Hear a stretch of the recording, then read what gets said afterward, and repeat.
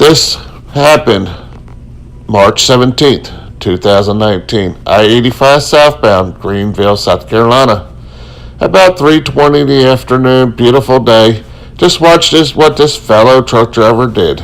I condensed it so everyone could watch it real quick and easy like. So sit back, watch what this fellow driver did. Thank you for watching. Thank you.